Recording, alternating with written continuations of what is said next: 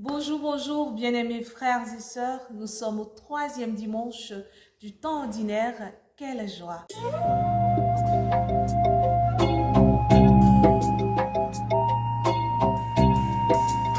Et les textes de ce troisième dimanche sont tellement beaux et pleins d'enseignements.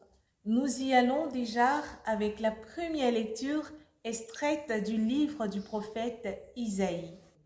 Et donc là, Isaïe, je peux dire, va nous donner une prophétie sur les territoires de Zabulon et de Nephtali, ces pays qui étaient considérés comme des territoires païens, incroyants, qui ne connaissaient pas Dieu. Et il a dit, le peuple qui marchait dans les ténèbres a vu se lever une lumière. Sur les habitants des pays de l'ombre, une grande lumière a resplendi. Et après, il va dire, tu as prodigué l'allégresse. Donc là, il est en train de nous parler de l'action de Dieu, du projet que Dieu a pour ce peuple. Et ce projet va s'accomplir certainement. Donc à ce niveau, nous sommes à l'action de Dieu pour nous, au don gratuit de Dieu pour nous, nations païennes, au don gratuit de Dieu à ce territoire-là. Et pour mieux comprendre cette action de Dieu, nous allons aller dans l'évangile du jour. L'évangile est extrait de Saint Matthieu, chapitre 4, versets 12 à 23. On nous dit que Jésus a pris l'arrestation de Jean-Baptiste. Alors, qu'est-ce qu'il va faire? Il va se retirer. Et il va se diriger vers où? Il va se diriger vers cette Galilée païenne. Il va se diriger vers les territoires de Naphtali et de Zabulon. Ce dont parlait tout à l'heure le prophète Isaïe.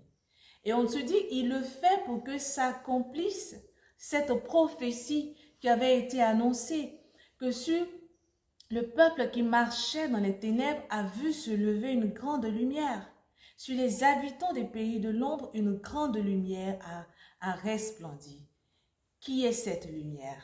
Cette lumière, c'est notre Seigneur Jésus-Christ.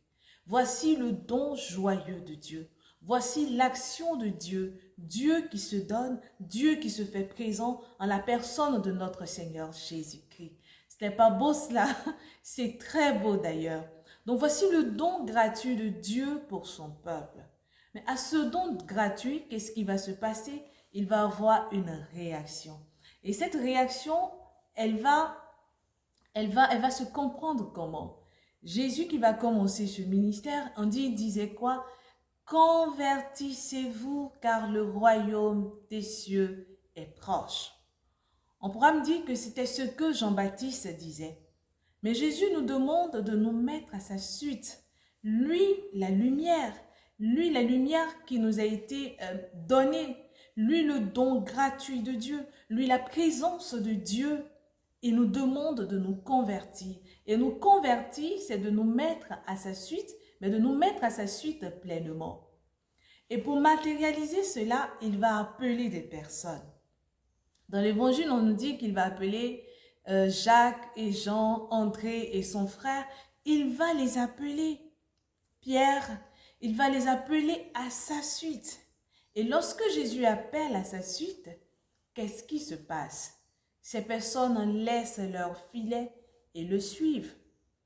D'autres ont laissé leur père et l'ont suivi. Alors, on aura l'idée de quoi? Du détachement. L'idée du détachement, pourquoi? Parce que désormais, c'est lui notre lumière et notre salut.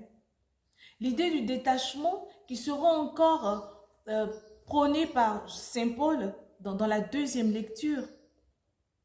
Des personnes qui se réclamaient de celui-ci ou de celui-là, mais sans toutefois être attachées à l'essentiel. Frères et sœurs, c'est notre réalité. Nous nous disons chrétiens et chrétiennes.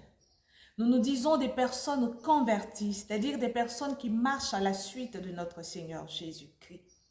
Mais nous avons du mal à nous détacher de nos guides, nous avons du mal à nous détacher de nos accompagnateurs, nous avons du mal à nous détacher de nos prêtres, nous avons du mal à nous détacher de certaines choses pour nous attacher à l'essentiel qui est le Christ. Il n'y a pas de conversion véritable, frères et sœurs, sans détachement. Alors lorsque nous sommes attachés, nous ne voyons plus la personne du Christ, mais nous voyons cette personne humaine. C'est pour cela qu'il dit qu'il n'annonce pas la sagesse humaine, Saint Paul l'a dit, mais à la dimension de celui qu'il a appelé, à la dimension de celui qu'il envoie. Et celui qu'il envoie, c'est le grand bien. Celui qu'il envoie, c'est Dieu fait homme. Celui qu'il envoie, c'est la lumière des lumières. C'est la lumière qui nous fait sortir de nos ténèbres. C'est la lumière qui nous fait comprendre que nous avons quitté un état X pour aller vers un état Y.